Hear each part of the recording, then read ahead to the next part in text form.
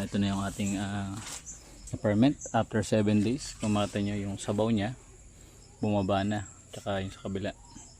I-harvest natin yung sabaw na yan kasi pwede natin gawing suka or wine. Pero so far ang nagagawa ko pa lang ay suka.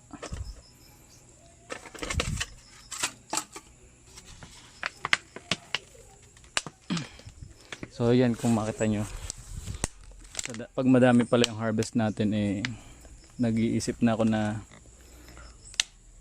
palakihin na tong ating fermentation jar.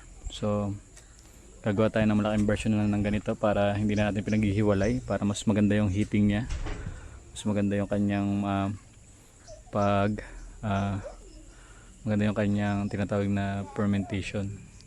So may maliit akong ganito para if ever na kaunti lang yung harvest ko, ito pa rin gagamitin natin. So gagawa tayo ng mas malaking version nito. Papakita ko rin sa inyo kung paano gumawa. Uhugasan na natin yan. Kung makita nyo, pati itong ilalim nagpa-ferment na rin yan.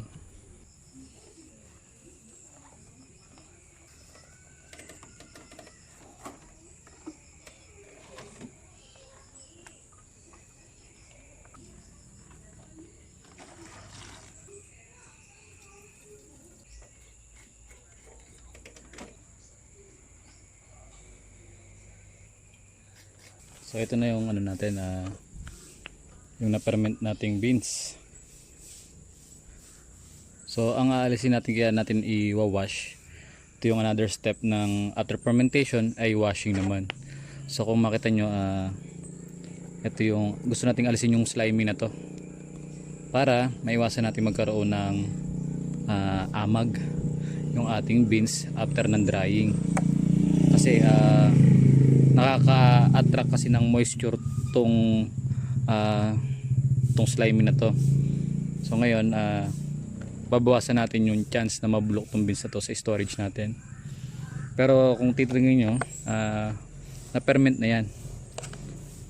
Amoy suka siya, na amoy wine. So yun yung fermentation na yun, yung nagbibigay ng flavor dun sa ating chocolate, ng uniqueness. Kaya pag natikman nyo yung aming chocolate, naiiba yung lasa nito kasi dumaan sa proseso ng fermentation. Hindi na natin sinusupsup yan, kasi hindi na rin hygienic yung ganun. So ito, fermentation, then washing and drying. Tara, linisin na natin to.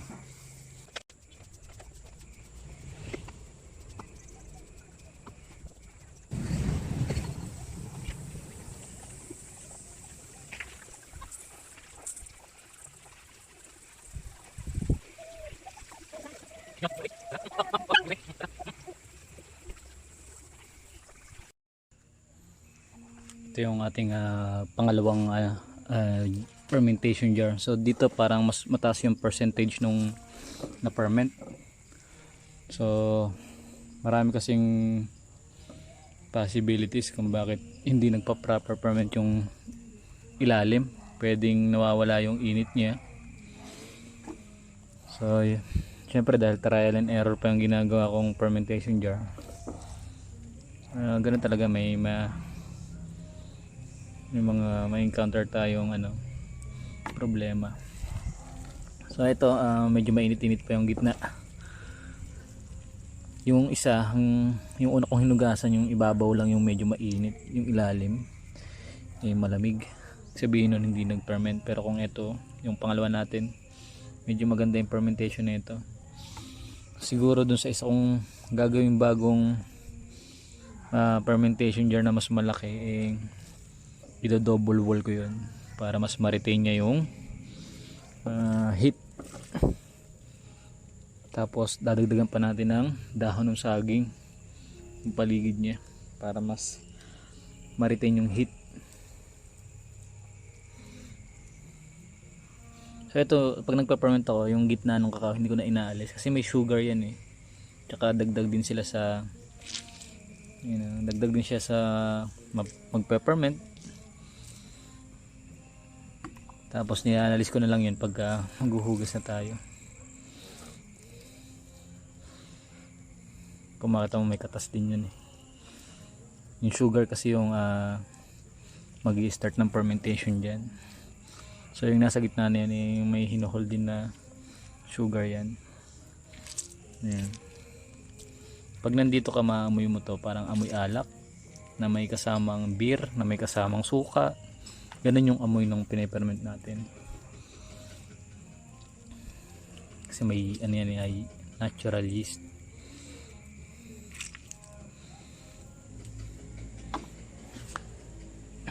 Tagasan na natin to. Makita nyo medyo mas brownish. Mas maraming brown dito.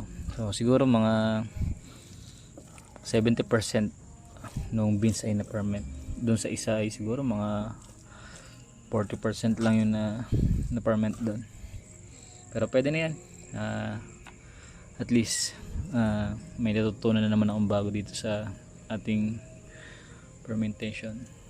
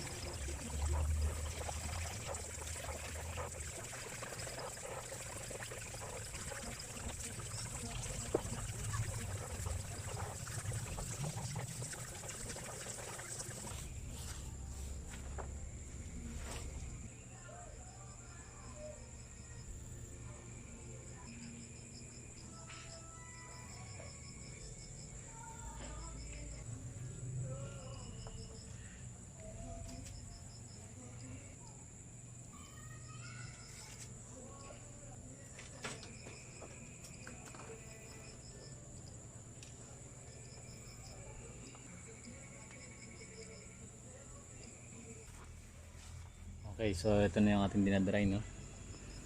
So ito yung temperature dito, umaabot ng 37.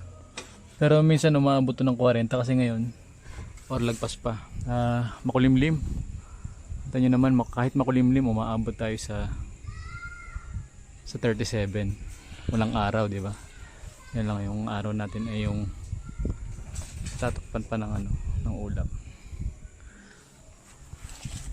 So 37 siguro enough na yun, pero baka bukas kumanda pang panahon. So dito meron pa rin tayo sa ibabaw niyan, medyo sumisikip na nga siya, kaya may plano pa akong magdagdag ng second layer niyan. Sarado muna natin.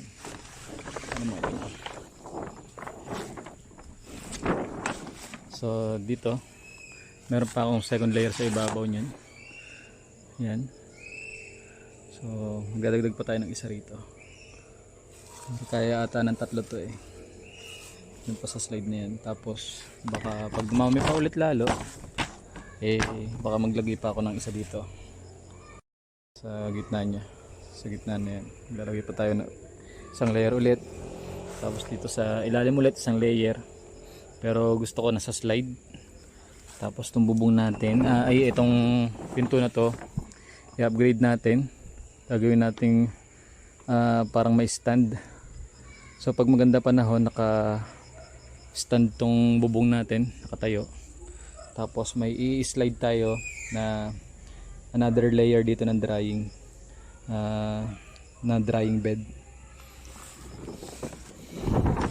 So yun yung ano ko, plano ko pang i-upgrade. So syempre tong drying ano natin, marami pa tayong binabago. So ito yung another step natin, no? So once na na-dry na, maganda yung dry niya, i-roast na natin to. Nakapag-sort na rin tayo dito. So lahat ng beans na to eh wala na yung mga flat, mga maliliit, mga deform. So ito na yung mga ready for roasting na. Tara, roast na natin sila. So ito yung ano natin, roasting basket natin. Ito pang small scale lang to talaga. Pinaka basket na to ay 1 kilong beans ang kaya niyang i-handle. So yan, umiikot yan. So sa loob ng roasting natin, umiikot yan para equal yung kanyang heat Tsaka yung pagkakaluto ng beans ay equal din. So ano nga ba yung gamit natin pagka nagro-roast tayo? So ito yun.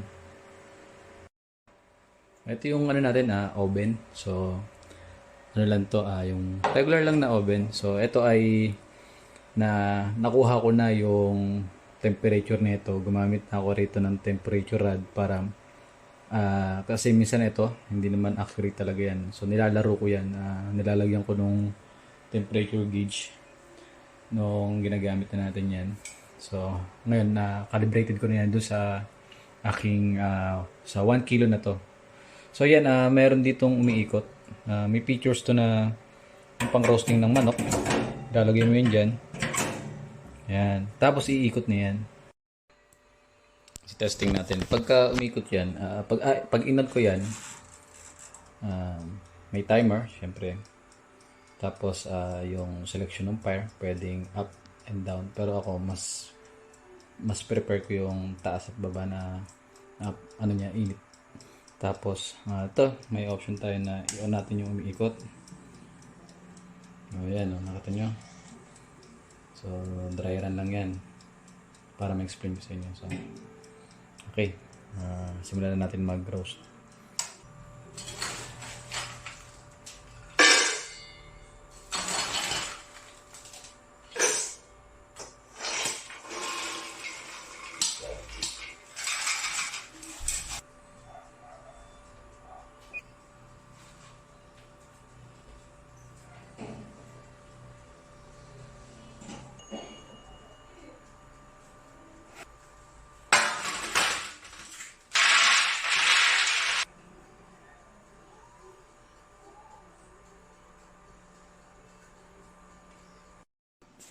So ito yung ano natin na-roast na.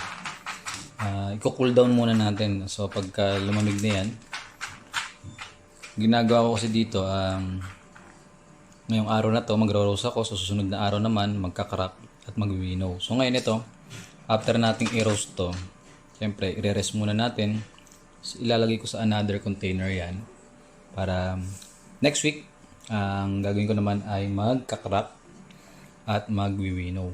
So, ipapakita ko na sa inyo yung next step nito. So, ngayon, lahat ng maro-roast natin, itatabi ko muna yan sa isang storage. Tapos, syempre, lalagyan natin ng silica gel. So, para yung mga extra moisture niya ay ma-absorb ng silica gel. Tapos, syempre, para hindi amagin at para mas mahaba yung kanyang storage. Yung lifespan niya. Okay? Yun lang. So, like, subscribe para sa iba pang steps paano paggawa ng ating chocolate. Salamat!